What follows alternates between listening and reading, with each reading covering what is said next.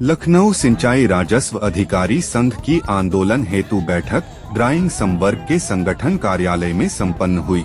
क्या कहता सिंचाई विभाग में निश्चित तौर पर आप लोग मीडिया के साथियों को सबसे पहले मैं धन्यवाद दूंगा इस बात के लिए कि आप जैसा कि संविधान में विदित है आप लोग चौथे स्तंभ के रूप में माने जाते हैं और एक सजग प्रहरी के रूप में आप लोग आम जनमानस की आम कर्मचारियों की बात को उठाते रहते हैं। आज की जो बैठक थी वो प्रमुख रूप से 14 मई 2025 को मुख्य सचिव महोदय का एक आदेश आता है सिंचाई विभाग के लिए और जिसमें कई महत्वपूर्ण पद राजस्व संवर्ग के और अन्य संवर्ग के सीधे समाप्त कर दिए गए और कुछ पदों को कटौती कर दी गई, जबकि सरकार की जो मुख्य मंशा है, जो मुख्य उद्देश्य है, वो इस देश में आज उत्तर प्रदेश सर्वाधिक उत्पादन वाला क्षेत्र है, 1 नंबर पर है कृषि उत्पादन में। तो ये किस तरह से संभव हुआ? ये संभव हुआ कृषि और सिंचाई विभाग के अभिन्न योगदान से।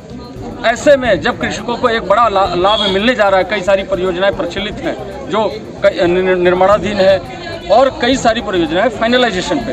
ये कहीं न कहीं उस पर एक कुठाराघात है। और यह जो प्रस्ताव आया है यह वर्तमान सरकार का नहीं है, ये हम आज की इस मीटिंग के माध्यम से बताना चाहते हैं आप मीडिया के माध्यम से माननीय मुख्यमंत्री जी को। यह प्रस्ताव तत्कालीन सरकार का है, पूर्ववर्ती सरकारों का है, जो उस समय लाया गया था। यद्यपि उस समय कर्मचारियों के विरोध के कारण रोक दिया गया, लेकिन आज के वर्तमान परिवेश में ये आना बहुत ही दुर्भाग्यपूर्ण और ऐसा लग रहा है कि कुछ अधिकारी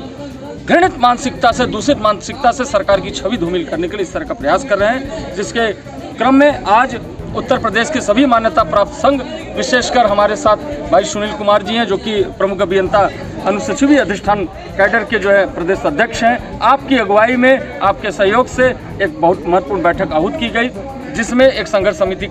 की घोषणा भी की गई और जिसके आज आप संयोजक चुने गए हैं। तो मैं इतना ही सिर्फ आपके माध्यम से अपील करना चाहूँगा माननीय मुख्यमंत्री जी से कि जैसा कि यह सरकार अपने अभिन्न फैसलों के लिए, अभिन्न योगदान के लिए पूरे देश ही नहीं बल्कि विश्व में एक ख्याति स्थापित कर रही है, ऐसे में यह एक कलंक की तरह है, इसको तत्काल वापस कराया जाए, समाप्त किया जाए। Thank you. आज की बैठक को लेकर के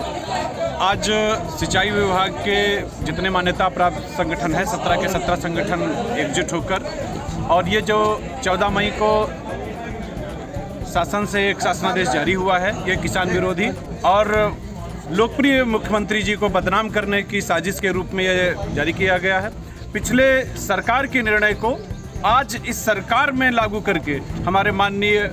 मुख्यमंत्री जी को बदनाम करने का जो प्रयास किया जा रहा है किसान विरोधी शासनादेश जारी करके, इसके हम लोग भर्त्सना करने के लिए, इसके विरोध करने के लिए आज एकत्रित हुए थे। भविष्य में हमें क्या क्या रणनीति अपनानी चाहिए इसकी चर्चा करने के लिए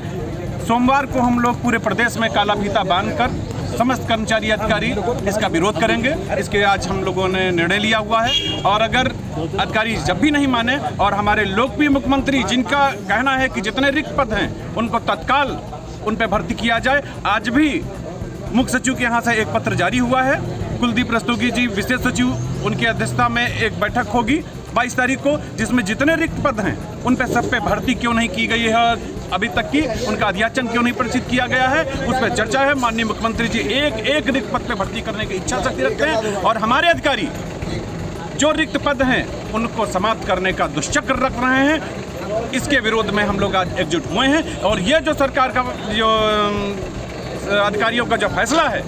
ये जो शासनादेश है, ये किसान विरोधी है। हमारे सींचपाल, हमारा मुंशी ये किसान से बिल्कुल लगा रहता है, किस खेत में कौन सी फसल है, उसकी सींच कितनी दर्ज होनी है, आगे की रणनीति उसी आधार पर सरकारें बनाती है, चाहे वो प्रदेश की सरकार हो, केंद्र की सरकार हो, वही डेटा उनके पास जाता है जिसके आधार पर हमें क्या क्या निर्णय लेने हुए, सरकार को क्या निर्णय करना होता है। और ये पद ही समाप्त कर देंगे अगर सींचपाल का, मुंशी का, जिलेदार का, डीआरओ का, रनर का, ये सब पद समाप्त करने जा रहे हैं। जब इनका पद ही समाप्त कर देंगे तो आप सोचिए कि किसानों का हित कैसे होगा, उनके खेत में पानी जा रहा है कि नहीं जा रहा है, ये कौन देखेगा। इसी के लिए किसान के हित में हम कर्मचारी सब एकजुट हुए हैं और अगर फिर भी अधिकारी नहीं माने तो एक दीर्घकालिक कार्यक्रम देंगे, पूर्ण तालाबंदी का सभी पूरे प्रदेश में लागू करना। ठीक।